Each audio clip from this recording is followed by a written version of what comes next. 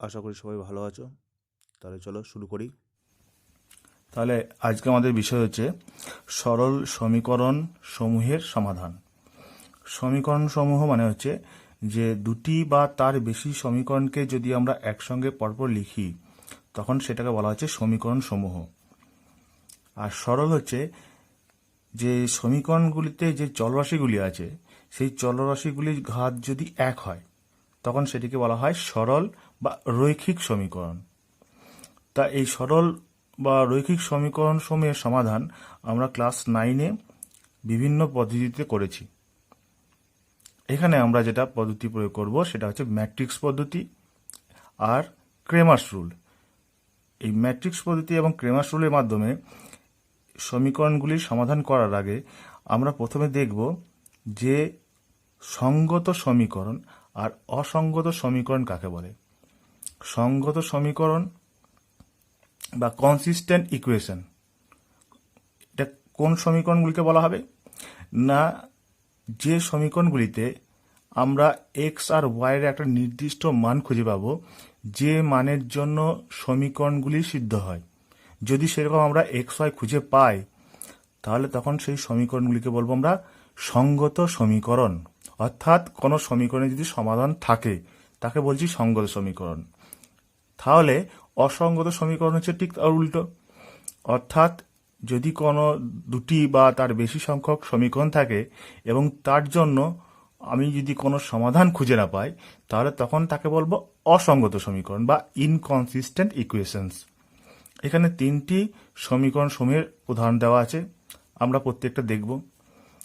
এক নম্বরে যে সমীকরণ দুটি দেওয়া আছে x plus y is equal to 8 আর x minus y is equal to 4। এখানে যদি আমরা এই সমীকরণ দুটি সমাধান করি তাহলে আমরা দেখব যে এক্স সমান হচ্ছে 6 আর ওয়াই সমান হচ্ছে 2। অর্থাৎ এখানে যে দুটি সমীকরণ দেওয়া আছে সেই দুটি সমীকরণের সমাধান আমরা বের করতে পারছি। এটাকে বলা হচ্ছে সেই জন্য যে এটা সঙ্গত সমীকরণ বা কনসিস্টেন্ট ইকুয়েশনস। এক নম্বরে যে সমীকরণ দুটি দেওয়া আছে সেটা সঙ্গত সমীকরণ। দু নম্বরে দেখি, দু নম্বরে দেখা যাক x plus y is equal to 7, 3x plus 3y is equal to 21। এই সমীকরণ দুটির আমরা কিন্তু সমাধান বের করতে পারবো না, ঠিক আছে? কারণ অ্যাকচুয়ালি এই সমীকরণ দুটি একটাই সমীকরণ, দুটো আলাদা আলাদা সমীকরণ দেওয়া আছে, কিন্তু আমরা দেখি প্রথম সমীকরণটাকে যদি আমি 3 দিয়ে গুণ করি তাহলে আমরা দ্বিতীয় সমীকরণটা পাচ্ছি। অর্থাৎ এখানে এক্স আর ওয়াই একটাই সমীকরণ, সেটা হচ্ছে x plus y is equal to 7, বা দ্বিতীয় সমীকরণ যদি 3 দিয়ে ভাগ করি তাহলে আমরা এটাই পাচ্ছি। তাহলে x plus y is equal to 7 x আর ওয়াই কোন কোন মানের জন্য হবে? অসংখ্য মানের জন্য হবে। অর্থাৎ অ্যাকচুয়ালি এই 2 নম্বরে যে সমীকরণ সমূহটা দেওয়া আছে তার অসংখ্য সমাধান আছে। যেমন x is equal to 1, y is equal to 6, x is equal to 2, y is equal to 5। এরকমভাবে আমরা অসংখ্য সমাধান বের করতে পারবো। 3 নম্বরে আমরা যে সমীকরণ দুটি দেওয়া আছে সেই সমীকরণ দুটি দেখব x plus y is equal to 4, 2x plus 2y is equal to 10। এখানে দেখো, এখানে যে দ্বিতীয় সমীকরণ দেওয়া আছে সেটাকে যদি আমি 2 দিয়ে ভাগ করি তাহলে কি পাবো? X plus y is equal to 5। তাহলে প্রথম সমীকরণ দেওয়া আছে x plus y is equal to 4, দ্বিতীয় সমীকরণ থেকে পেলাম x plus y is equal to 5। আমরা কোনো এক্স ওয়াই খুঁজে পাবো না, যার জন্য এক্স প্লাস ওয়াই এর যোগফল, এক্স আর ওয়াই এর যোগফল যেটা, সেটা একবার 4 হবে একবার 5 হবে। এটা সম্ভব নয়। অর্থাৎ এই দুটি সমীকরণকে সিদ্ধ করবে এরকম কোনো সংখ্যা আমরা খুঁজে পাবো না। অর্থাৎ এর সমীকরণ সমাধান করা সম্ভব নয়। তাহলে এটাকে হচ্ছে অসঙ্গত সমীকরণ, ঠিক আছে? আর সঙ্গত সমীকরণ হচ্ছে তাহলে 1 নম্বরে যে সমীকরণ দুটি দেওয়া আছে সেটা সঙ্গত, যার সমীকরণ, যে সমীকরণগুলির আমরা সমাধান করতে পারবো বা যার একটি সমাধান থাকবে। তাহলে এটি হচ্ছে সঙ্গত সমীকরণ আর অসঙ্গত সমীকরণ। এখানে আমরা একটা জিনিস দেখলাম যে সমীকরণ সমূহের তিন রকম ধরনের সমাধান থাকতে পারে।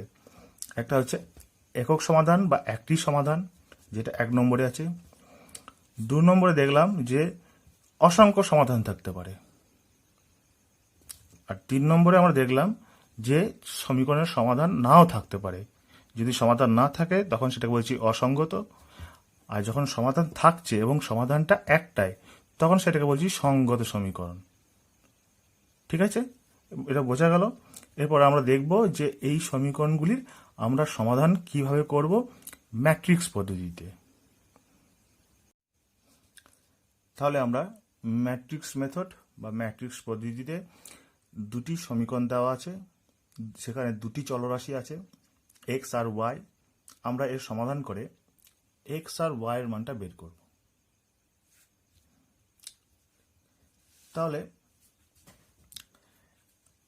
এখানে দেখো এক্স আর ওয়াই এর যে সহগগুলি আছে সেগুলি নিয়ে যদি আমি একটা ম্যাট্রিক্স ফর্ম করি, অর্থাৎ আমি ধরলাম এ ম্যাট্রিক্সটা হচ্ছে A1 B1, A2 B2, 2x2 ক্রমের ম্যাট্রিক্স। এক্স একটি স্তম্ভ ম্যাট্রিক্স, চলরাশি যেগুলো আছে সেগুলো আমরা লিখে দেবো এক্স ওয়াই, এবং বি এই সমীকরণ দুটি শেষে যে দুটি সংখ্যা আছে C1 আর C2, সেটাকে আমরা এখানে বি এ লিখে দিলাম C1 C2। তাহলে যে সমীকরণ দুটি দেওয়া আছে সেই সমীকরণ দুটিকে আমরা ম্যাট্রিক্সের আকারে লিখতে পারি AX = B। তাই তো, AX বের করো, দেখবে AX = B যদি করি আমরা, তাহলে আমরা সমীকরণ দুটি পাচ্ছি। AX মানে হচ্ছে এটার সঙ্গে এটা গুণ, এক্সটা হচ্ছে দুটি আছে 2/1। ঠিক আছে, তাহলে আমরা দেখছি AX = B। তাহলে দুটি সমীকরণ দেওয়া আছে, দুটি সমীকরণে দুটো চলরাশি আছে, সেটাকে আমরা কি করলাম না একটা ম্যাট্রিক্স তৈরি করলাম A। সেই ম্যাট্রিক্সটা হচ্ছে এক্স ওয়াই এর সহগ। তাহলে AX = B, বি হচ্ছে যে ধ্রুবক সংখ্যাগুলি সমানের ডান দিকে আছে সেগুলিকে আমরা বসিয়ে একটা স্তম্ভ ম্যাট্রিক্স তৈরি করলাম বি। তাহলে AX = B, এটা হচ্ছে যে সমীকরণ সমূহকে ম্যাট্রিক্সে আমরা তাকে ট্রান্সফর্ম করলাম বা রূপান্তর করলাম, অর্থাৎ সেই সিস্টেম ইকুয়েশনটাকে বা সেই সমীকরণ সমূহকে আমরা ম্যাট্রিক্সের আকারে লিখলাম। এখানে এই ম্যাট্রিক্সটাকে বলা হয় সহগ ম্যাট্রিক্স, সহগ ম্যাট্রিক্স, সহগ ম্যাট্রিক্স বা কোএফিসিয়েন্ট ম্যাট্রিক্স। তাহলে AX = B, এই ম্যাট্রিক্স থেকে আমরা কি করব না এক্স ওয়াই এর মান বের করব। এক্স ওয়াই এর মান বের করা মানে কি, এক্স ওয়াই এর মান বের করা মানে হচ্ছে এক্স ম্যাট্রিক্সটার মান বের করব। AX = B যদি এখানে এ ম্যাট্রিক্সের ডিটারমিনেন্টটা নন জিরো হয়, অর্থাৎ এ ম্যাট্রিক্সটা যদি নন সিঙ্গুলার ম্যাট্রিক্স হয়, তাহলে কি হবে না নন সিঙ্গুলার ম্যাট্রিক্স হলে আমরা জানি যে সেই ম্যাট্রিক্সের ইনভার্সটা থাকবে। তাই তো, কোনো ম্যাট্রিক্সের বিপরীত ম্যাট্রিক্স বা ইনভার্সটা কখন এক্সিস্ট করে, যখন ম্যাট্রিক্সটা নন সিঙ্গুলার হয়। তা একটা ম্যাট্রিক্স এ তার যদি ডিটারমিনেন্টটা নন জিরো হয়, অর্থাৎ এ ম্যাট্রিক্সটা যদি নন সিঙ্গুলার হয়, তাহলে এ ইনভার্সটা এক্সিস্ট করবে। যদি এ ইনভার্স এক্সিস্ট করে তাহলে দেখো আমাদের দেওয়া আছে AX = B, আমরা কি করলাম A inverse AX = A inverse B। ঠিক আছে, এবার দেখো এখান থেকে আমরা কি পাচ্ছি না A ইনভার্স AX সমান হচ্ছে A inverse B। A inverse এটা কি করে পেলাম আমরা না এটা সংযোগ সূত্র মেনে চলে, ম্যাট্রিক্সের গুণ সংযোগ নিয়ম মেনে চলে, সেই জন্য আমরা এটা পাচ্ছি। A ইনভার্স S1 কি না এটা হচ্ছে আইডেন্টিটি ম্যাট্রিক্স। এখানে এটা হচ্ছে 2/2, মানে আইটা হবে I2। তাহলে IX সমান হচ্ছে A ইনভার্স B। অতএব X সমান হচ্ছে A ইনভার্স B। অর্থাৎ একটা 2/2 ম্যাট্রিক্স বা 3/3 ম্যাট্রিক্স, যে কোনো স্কোয়ার ম্যাট্রিক্স এ, তার ইনভার্স যদি এক্সিস্ট করে, তাহলে এ ইনভার্স বি বের করলেই আমরা সেই সমীকরণ সমূহের সমাধান করতে পারবো। ঠিক আছে, কিভাবে ইনভার্স নির্ণয় করতে হয় আমরা ম্যাট্রিক্স থার্ড পার্ট যেটা আছে সেখানে আমরা সেটা আলোচনা করেছি। তাহলে এরপর আমরা একটা উদাহরণের সাহায্যে দেখব যে কিভাবে আমরা ম্যাট্রিক্স মেথড বা ম্যাট্রিক্স পদ্ধতির সাহায্যে একটা সমীকরণ সমূহের সমাধান আমরা বের করতে পারছি। এখানে যে সমীকরণ দুটি দেওয়া আছে সেটা হচ্ছে 2x + 3y = 1, 3x - y = 7। তাহলে আমরা এটাকে ম্যাট্রিক্সের আকারে লিখি। তাহলে এ হবে 2, 3, 3 - 1, x সমান xy, আর বি সমান হচ্ছে এখানে 1, 7। তাহলে আমরা প্রথমে দেখব যে এই ম্যাট্রিক্সটা ইনভার্সটা বের করা যাবে কি না। তার জন্য কি বের করব, আমরা ডিটারমিনেন্ট বের করব। ডিটারমিনেন্ট 2, 3, 3 - 1 সমান হচ্ছে -2, -9, -11, তাহলে নন জিরো। তাহলে এ ম্যাট্রিক্সটি একটি নন সিঙ্গুলার ম্যাট্রিক্স, যেহেতু তার ডিটারমিনেন্ট নন জিরো। তাহলে আমরা এ ইনভার্সটা বের করতে পারবো। আমরা জানি যে এ ইনভার্স হচ্ছে adjoint A by determinant A. Adjoint A by determinant A -11a। Adjoint এটা বের করবো আমরা। অ্যাডজয়েন্ট এটা আমরা কিভাবে বের করি না, এই দুটো স্থান পরিবর্তন করবে, অর্থাৎ -1, 2, আর এদিকে -1 দিয়ে গুণ হবে, তাহলে হচ্ছে -3, -3। আমরা যদি মাইনাসটা দিয়ে গুণ করে দিই তাহলে 1/11, 1, 3, 3 -2। ঠিক আছে, তাহলে এটা হচ্ছে এ ইনভার্স। তাহলে আমাকে বের করতে হবে এক্স সমান কি, আমরা দেখেছি এ ইনভার্স বি, অর্থাৎ আমাকে এ ইনভার্স বি বের করতে হবে আমাকে। তাহলে অতএব এ ইনভার্স বি সমান কি হবে, এ ইনভার্সটা আগে বসবে 1/11, 3 - 2, 1, 7, 1/11 কত হবে 22,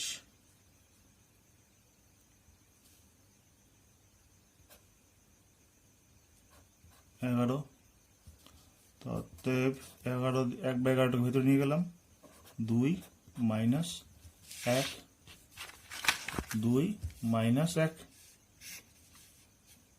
অতএব কি হচ্ছে না, এ ইনভার্স বি আমরা জানি যে এক্স সমান হচ্ছে এক্স সমান এক্স ওয়াই, তাই না। তাহলে এক্স সমান যদি এ ইনভার্স বি হয়, এক্স ওয়াই সমান যদি হয়, তাহলে কি হবে, অতএব এক্স সমান 2, ওয়াই সমান -1।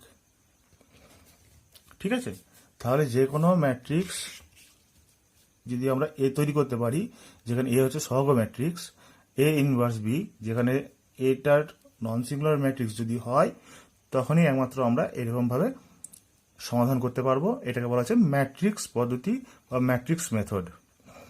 এখানে এ ম্যাট্রিক্স যেটা নেওয়া হয়েছে সেটা হচ্ছে 2/2। কেন 2/2 হয়েছে, কারণ দুটি ইকুয়েশন দেওয়া আছে, দুটো সমীকরণ দেওয়া আছে এবং দুটি চলরাশি আছে। যদি দুটি চলরাশির পরিবর্তে তিনটি চলরাশি থাকে, তিনটি চলরাশি এবং তিনটি সমীকরণ যদি থাকে, তখন এ ম্যাট্রিক্সটা হয়ে যাবে 3/3 ক্রমের। ঠিক আছে, তখন কি হবে, তখন একই রকম ভাবে আমরা বের করব। যদি ডিটারমিনেন্ট এ বের করব, নন জিরো হলে আমরা এ ইনভার্স বের করব, এ ইনভার্স ইন্টু বি, সেটা হয়ে যাবে এক্স। তাহলে 3/3 ক্রমের ক্ষেত্রেও আমরা এই একই পদ্ধতি প্রয়োগ করে একই রকমভাবে এগিয়ে আমরা এক্স আর ওয়াই এর মানটা বের করতে পারবো। তখন 3/3 ক্রম হলে তখন এক্স ওয়াই জেড হয়ে যাবে, তিনটে চলরাশি থাকবে, তখন এক্স ওয়াই জেড তিনটের মান আমরা বের করতে পারবো। ঠিক আছে, তাহলে আমরা এবার দেখবো যে এই ম্যাট্রিক্স মেথডে ডিটারমিনেন্ট এটা যদি 0 হয় তাহলে সেখান থেকে আমরা কি বলতে পারছি, ডিটারমিনেন্ট এটা নন জিরো হলে তখন আমরা এটা করতে পারছি ম্যাট্রিক্স মেথড। কিন্তু যদি ডিটারমিনেন্ট এটা 0 হয় তাহলে আমরা তখন কি বলতে পারবো ওই সমীকরণ সমূহের সম্পর্কে। তাহলে সহগ ম্যাট্রিক্স এ তার ডিটারমিনেন্টে যদি নন জিরো হয় তাহলে কি বলতে পারছি আমরা, না এখান থেকে এটা বলতে পারছি যে এ এক্স ইজিক্যাল টু বি এটার একটি মাত্র সমাধান আছে। এ এক্স ইজিক্যাল টু বি, এখান থেকে আমরা এক্স এর একটি মাত্র সমাধান বের করতে পারছি, সেটা হয়েছে এ ইনভার্স বি। অর্থাৎ ডিটারমিনেন্ট এটা যদি নন জিরো হয় তাহলে যে সমীকরণ দুটি দেওয়া আছে সেই সমীকরণ দুটি সঙ্গত সমীকরণ। ঠিক আছে, অনেক সময় কোশ্চেন আসে দুটি সমীকরণ দেওয়া আছে বা তিনটি দেওয়া আছে, তিনটি চলরাশি, সেই সমীকরণ সমূহটি সঙ্গত না অসঙ্গত। তাহলে আমরা শুধুমাত্র ডিটারমিনেন্ট এটা বের করে বলতে পারবো যে এটা সঙ্গত না অসঙ্গত। যদি নন জিরো হয় তাহলে সেটা অবশ্যই সঙ্গত এবং তার একটি মাত্র সমাধান আছে। এরপর যদি ডিটারমিনেন্ট এটা 0 কিন্তু অ্যাডজয়েন্ট এ ইন্টু বি এইটা 0, তাহলে যদি এটা হয় যে ডিটারমিনেন্ট এটা 0 এবং অ্যাডজয়েন্ট এ ইন্টু বি এটা যদি 0 হয় তাহলে আমরা এখান থেকে বলবো যে সমীকরণগুলির অসংখ্য সমাধান আছে, অসংখ্য সমাধান আছে। যদি এটা হয় ডিটারমিনেন্ট এটা যদি 0 হয় এবং অ্যাডজয়েন্ট এ ইন্টু বি যদি 0 হয় সেখান থেকে আমরা বলতে পারবো যে সমীকরণগুলির অসংখ্য সমাধান আছে। যদি এরকম হয় ডিটারমিনেন্ট এটা 0 কিন্তু অ্যাডজয়েন্ট এ ইন্টু বি এইটা নন জিরো, তাহলে আমরা এখান থেকে কি বলতে পারবো, না এখান থেকে আমরা এটা বলতে পারবো যে এটি অসঙ্গত সমীকরণ। সমীকরণগুলি দেওয়া আছে সেই সমীকরণগুলি অসঙ্গত সমীকরণ। তাহলে ডিটারমিনেন্ট এ নন জিরো হলে তার একটি মাত্র সমাধান থাকবে এবং সমীকরণগুলি সঙ্গত সমীকরণ। যদি ডিটারমিনেন্ট এ 0 হয়, অ্যাডজয়েন্ট এ ইন্টু বি যদি 0 হয় তাহলে তার অসংখ্য সমাধান থাকবে। আর ডিটারমিনেন্ট এ সমান যদি 0 হয় এবং অ্যাডজয়েন্ট এ ইন্টু বি যদি নন জিরো হয় তাহলে অবশ্যই সমীকরণগুলি অসঙ্গত। তাহলে যে কোনো সমীকরণ থাকে, দুটি থাকতে পারে, তিনটে থাকতে পারে, তাই না? সেই সমীকরণগুলি কতগুলি সমাধান আছে সেটা কিন্তু আমরা এই ডিটারমিনেন্ট এ আর অ্যাডজয়েন্ট এ ইন্টু বি বের করে বলতে পারবো। কোয়েশ্চেন অনেক সময় আসে যে দুটি সমীকরণ দেওয়া আছে বা তিনটি সমীকরণ দেওয়া আছে, সেটি সঙ্গত না অসঙ্গত দেখো, বা তার কতগুলি সমাধান আছে সেটি যাচাই করে দেখাও। তা সেই ক্ষেত্রে আমরা কিন্তু এই ডিটারমিনেন্ট এ আর অ্যাডজয়েন্ট এ ইন্টু বি বের করে আমরা দেখাতে পারবো। এবং ম্যাট্রিক্স পদ্ধতির মাধ্যমে যদি তার সমাধান থাকে একটা, তাহলে আমরা সমাধান বের করতে পারবো। এরপর যেটা আমরা করব সেটা হচ্ছে ক্রেমার্স রুল বা ক্রেমারের নিয়ম। তিনটি সমীকরণ দেওয়া আছে, প্রত্যেকটি সমীকরণের তিনটি করে চলরাশি দেওয়া আছে এক্স ওয়াই জেড। ক্রেমার্স রুলের সাহায্যে আমরা এই তিনটি সমীকরণ সমাধান করে এক্স ওয়াই জেড এর মান বের করব। ম্যাট্রিক্স মেথডের মতন আমরা এখানে কি করব, না প্রথমে সহগ ম্যাট্রিক্স এ বের করব।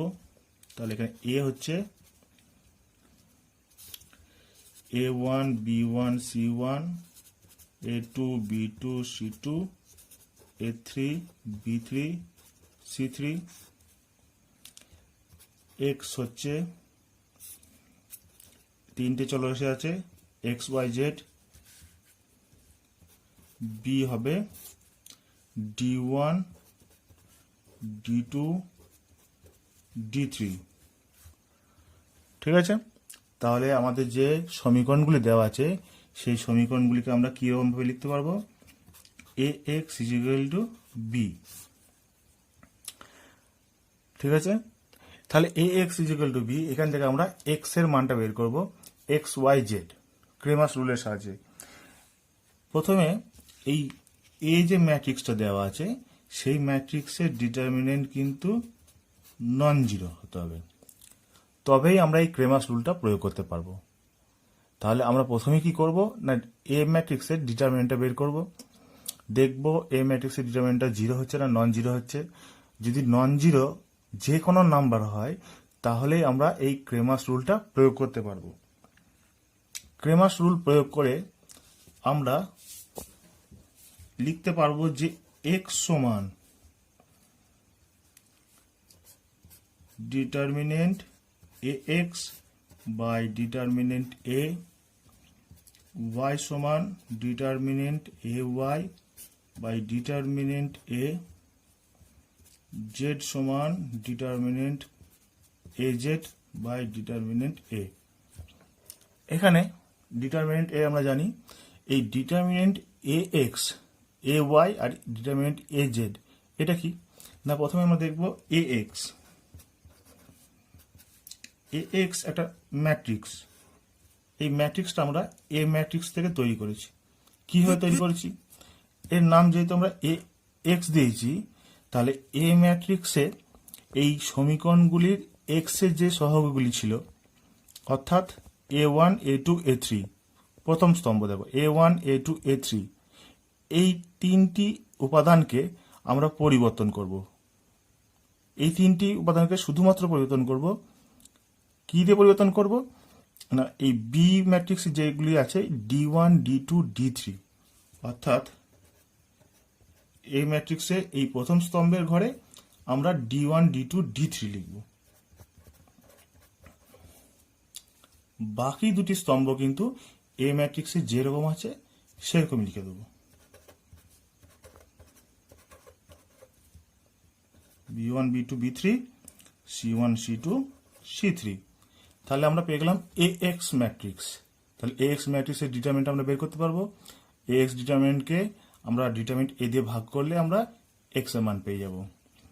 একই রকম ভাবে ay আমরা কিভাবে বের করব না, y এর ঘরে যে সহগগুলি আছে বা y এর সমীকরণগুলিতে y এর যে সহগগুলি আছে বা এ যে ম্যাট্রিক্সটা আছে সেই ম্যাট্রিক্সের দ্বিতীয় স্তম্ভের যে উপাদানগুলি আছে, তাই না, b1 b2 b3, এইটাকে আমরা পরিবর্তন করব। কি দিয়ে পরিবর্তন করব?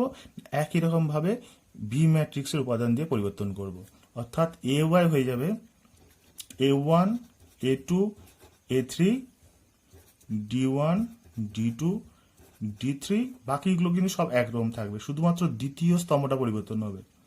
তাহলে c1 c2 c3, এটা হয়েছে ay।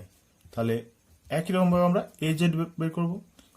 তাহলে আমরা az যেটা হবে সেটা আমরা লিখি। az কি হবে না, a1 a2 a3 b1 b2 b3 c1 c2 c3টা পরিবর্তন হয়ে কি হবে না d1 d2 d3। তাহলে এইভাবে আমরা ax ay az বের করতে পারবো এবং এই তিনটি ম্যাট্রিক্সের আমরা ডিটারমিনেন্ট বের করতে পারবো। তাহলে আমরা এক্স ওয়াই জেড এর মানটা আমরা বের করতে পারবো। তাহলে আমরা একটা অঙ্ক করি। এখানে যে তিনটি সমীকরণ দেওয়া আছে 3x plus y plus z is equal to 10, x plus y minus z is equal to 0, 5x minus 9y is equal to 1। তাহলে আমরা এখান থেকে প্রথমে এই ম্যাট্রিক্সটা লিখি 3 1 1 1 1 মাইনাস 1 5 মাইনাস 9 জেড নেই মানে 0, এটা হচ্ছে এ। বি হচ্ছে 10 0 1, এটা হচ্ছে বি। তাহলে আমরা প্রথমে কি করব, আমরা প্রথমে এ ম্যাট্রিক্সের ডিটারমিনেন্ট বের করব। তাহলে ডিটারমিনেন্ট এ 3 1 1 1 minus 1 sorry plus 1 minus 1 5 minus 9 0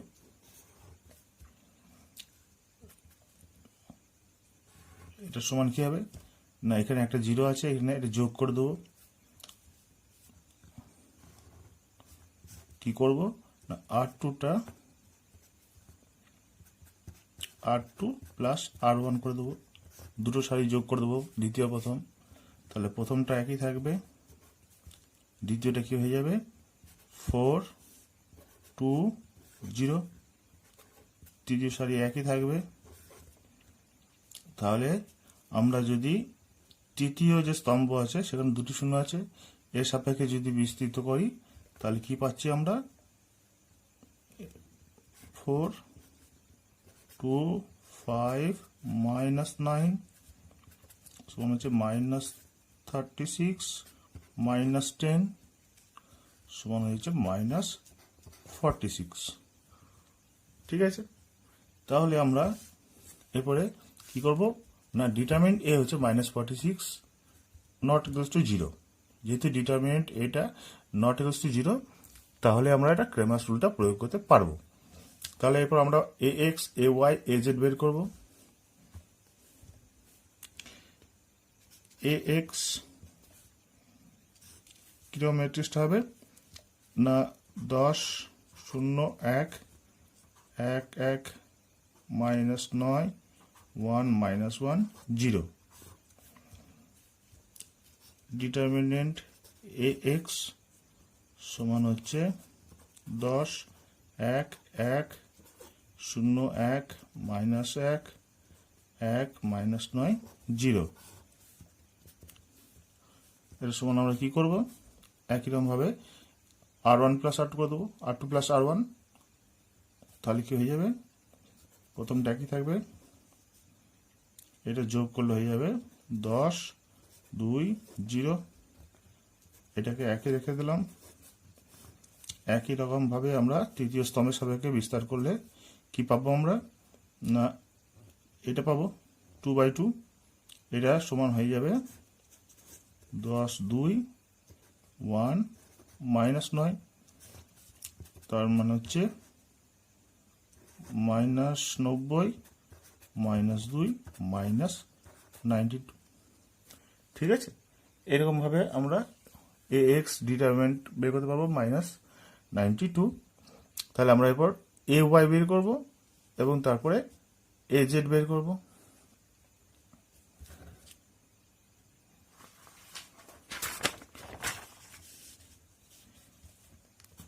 ay সমান হবে 315 শেষেটা কি থাকবে 1 -1 0 শুধু চেঞ্জ হবে y এর সহগগুলি তাহলে হচ্ছে 10 0 1 ঠিক আছে তাহলে অতএব ডিটারমিনেন্ট ay সমান হচ্ছে 3 10 1 1 0 -1 5 1 0 অতএব একই রকম ভাবে দুটো সারি যোগ করে দেবো প্রথমটা একই রেখে দিলাম এটা যোগ করে দিলাম r2 প্লাস r1 তাহলে এটা হলো 4 10 0 5 1 0 তাই না এটা আমরা প্রথম সারি দ্বিতীয় সারি যোগ করে দ্বিতীয় সারিতে লিখেছি তাহলে 1 এর এখানে দুটো 0 হয়ে গেল তৃতীয় স্তম্ভের সাপেক্ষে বিস্তার করব আমরা তাহলে বিস্তার করলে কি পাবো আমরা 4 10 5 1 সমান হবে 4 -50 -46 ay পেয়ে গেলাম আমরা -46 ay ডিটারমিনেন্টের মান তারপরে তাহলে আমরা কি করব az টা বের করব az কি হবে প্রথমটা একই থাকবে 3 1 5 দ্বিতীয়টা একই থাকবে 1 1 -9 তৃতীয়টা চেঞ্জ হবে 10 0 1 ঠিক আছে তাহলে আমরা এটাকে বের করব। কিভাবে বের করব আমরা? না, ডিটারমিনেন্ট এজেডটা বের করব। লিখে দিলাম 3, 1, 10, 1, 1, 0, 5, -9, 1। দেখো এবার তাহলে আমার কি করতে হবে? এখানে একটা শূন্য আছে, তাহলে আমরা এখানে কি করব? না, বিয়োগ করে দেবো। এটাকে 0 করব। একটা সারি বা একটা স্তম্ভে 0 আনতে হবে, তাহলে তাড়াতাড়ি হয়ে যাবে এটা আমার। তাহলে আমাকে এইখানে আমি 0 করব। এটাকে 0 করবো কি করে? এটা মাইনাস এটা করে দেবো। প্রথম স্তম্ভ থেকে দ্বিতীয় স্তম্ভ বিয়োগ করে দেবো। প্রথম স্তম্ভটা একে রেখে দেবো, 3, 1, 5। এর থেকে বিয়োগ করলে হচ্ছে 2, 0, 5 থেকে বিয়োগ করেছে 14। তাহলে এটা একই রকম রেখে দেবো। ঠিক আছে, তাহলে আমরা কি করব? আমরা দ্বিতীয় সারি সাপেক্ষে বিস্তার করব। দ্বিতীয় সারি সাপেক্ষে বিস্তার করলে কি হবে? মাইনাস হবে, -2, 10, 14, 1, -2 -140, -138। ঠিক আছে, অতএব x সমান হচ্ছে ax by determinant a। ax এর মানটা কত পেয়েছিলাম? x এর মানটা পেয়েছিলাম আমরা -92, তাই তো? x এর মানটা পেয়েছিলাম -92 বাই -46। তারপর চেক করে নিই। ax এর মানটা পেয়েছিলাম, ডিটারমিনেন্টের মানটা -92, ডিটারমিনেন্ট a পেয়েছিলাম আমরা -46। সো x এর মান হয়ে গেল 2। y এর মানটা আমরা কি জানি? Determinant ay by determinant a। Determinant ay টা কত? -46 বাই -46 সমান হচ্ছে 1। আর z az by determinant a, determinant az হচ্ছে -138 বাই -46 সমান হচ্ছে 3। তাহলে আমরা কি পেলাম? সমীকরণ সমাধান করে x সমান 2, y সমান 1, z সমান 3। এটা হয়ে গেল ক্রেমার্স রুল। ক্রেমার্স রুল কিন্তু খুব ইম্পর্টেন্ট, পরীক্ষায় কিন্তু প্রায় আসে এবং খুবই সহজ। তাহলে আমরা শিখলাম যে ক্রেমার্স রুল প্রয়োগ করে কিভাবে সমীকরণ সমূহের সমাধান বের করব। এখানে আমাদের কিছু বিশেষ অনুসিদ্ধান্ত বা কিছু মন্তব্য আমাদেরকে মনে রাখতে হবে। যেমন 1 নম্বর হচ্ছে, যদি সহগ ম্যাট্রিক্স এ তার ডিটারমিনেন্টটা যদি 0 হয়, তাহলে কিন্তু আমি ক্রেমার্স যে রুল সেটা কিন্তু প্রয়োগ করতে পারবো না। যদি এ, যেটা সহগ ম্যাট্রিক্স, তার ডিটারমিনেন্ট যদি 0 হয়, তাহলে প্রয়োগ করতে পারবো না। সেটা নন জিরো হতে হবে ডিটারমিনেন্টটা, অর্থাৎ এ ম্যাট্রিক্সটা নন সিঙ্গুলার ম্যাট্রিক্স হতে হবে, তাই না? তাহলে একমাত্র আমরা ক্রেমার্স রুলটা প্রয়োগ করতে পারবো। 2 নম্বর হচ্ছে, যদি ডিটারমিনেন্ট এ 0 হয় এবং determinant A x, determinant A y, determinant A z প্রত্যেকের মান যদি 0 হয়, ডিটারমিনেন্ট এটা 0, তার সঙ্গে সঙ্গে A X, A Y, A Z সবগুলোই যদি 0 হয়, তাহলে সেখান থেকে আমরা কি বলতে পারবো? না, হয় অসংখ্য সমাধান থাকবে,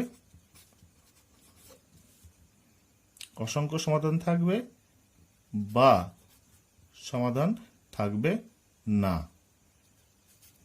হয় অসংখ্য থাকবে, নাহলে সমাধান থাকবে না। অনেক সময় কোশ্চেন এরকম আসে, একটা সমীকরণ সমূহ দেওয়া থাকে, বলা হয় যদি সেটা সঙ্গত হয় বা যদি সেটা সমাধান থাকে তাহলে তার সমাধান করো। অনেক সময় দেখা যায় যে ডিটারমিনেন্ট এটা 0 হচ্ছে, তখন আমাদেরকে বের করতে হয় যেটা অসংখ্য সমাধান থাকবে না সমাধান থাকবে না। যদি তারপরে আমরা দেখি যে determinant x, determinant A y, determinant A z প্রত্যেকে শূন্য হচ্ছে, সেখান থেকে এটা বলতে পারবো যে হয় সেটা অসংখ্য সমাধান থাকবে, নাহলে তার কোনো সমাধান থাকবে না।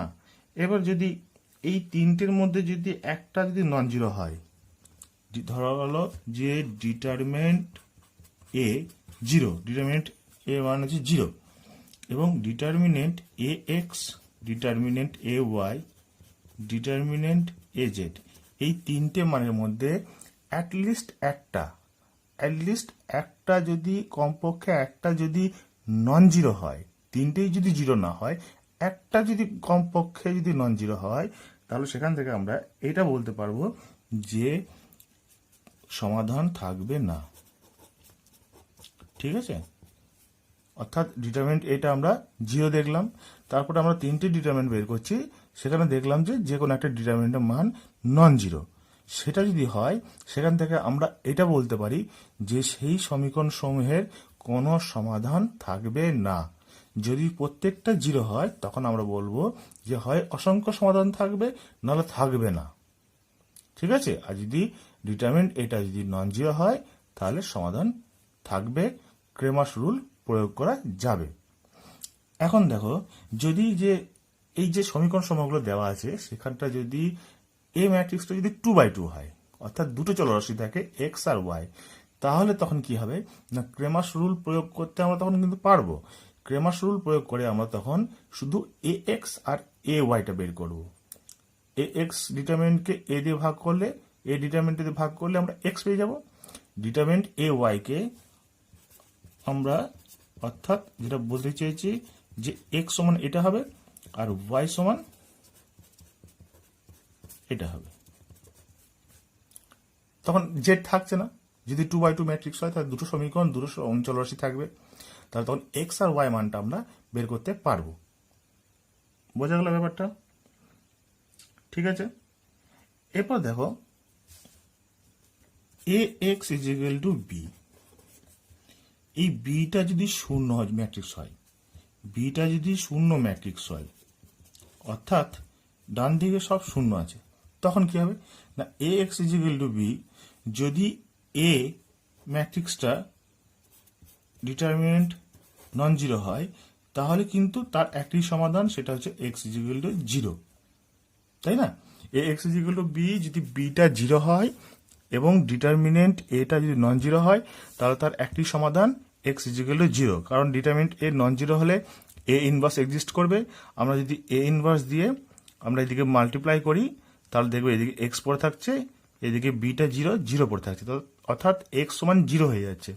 অর্থাৎ একটাই মাত্র সমাধান থাকবে, সেটা হচ্ছে প্রত্যেকটা চলরাশি সমান জিরো। যদি ডিটারমিনেন্ট এটা জিরো না হয়, তাহলে তখন কি হচ্ছে, একটাই সমাধান যদি জিরো হয়ে যায়, ডিটারমিনেন্ট এটা যদি জিরো হয়ে যায়, তার মানে তখন কি হবে, অসংখ্য সমাধান হয়ে যাবে। ডিটারমিনেন্ট এটা যদি জিরো হয়, তখন এটা হয়ে যাবে অসংখ্য সমাধান। ঠিক আছে, তাহলে এরকম দেওয়া থাকতে পারে যে তিনটে সমীকরণ দেওয়া আছে, তাদের প্রত্যেকে ডান দিকে জিরো, তার মানে বিটা জিরো। এবার আমরা ডিটারমিনেন্ট এটা বের করলাম, সমান দেখলাম জিরো হচ্ছে, সেখান থেকে আমরা এটা কনক্লুড করতে পারবো যে সেই সমীকরণ সমূহের অসংখ্য সমাধান থাকবে। সরল সহ সমীকরণের সমাধানে এখানে শেষ। এটি কিন্তু আর দ্বিতীয় ভিডিও আসবে না। ম্যাট্রিক্স এবং ডিটারমিনেন্টসের যে ভিডিওগুলি পরপর আসছে, তার পরবর্তী ভিডিও আসবে, তাদের প্রশ্ন নিয়ে আলোচনা হবে। সরল সহ সমীকরণের প্রশ্ন নিয়ে আলোচনা না করার জন্য আমি এখানে উদাহরণ হিসেবে দেখিয়ে দিয়েছি, এবং খুবই সহজ জিনিস, পরীক্ষার জন্য কিন্তু খুব ইম্পর্টেন্ট।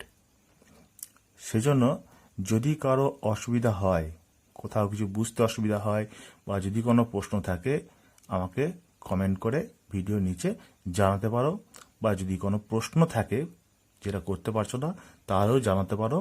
আমি চেষ্টা করব পরবর্তী ভিডিওতে সেটাকে আলোচনা করা। ওকে, গুড বাই।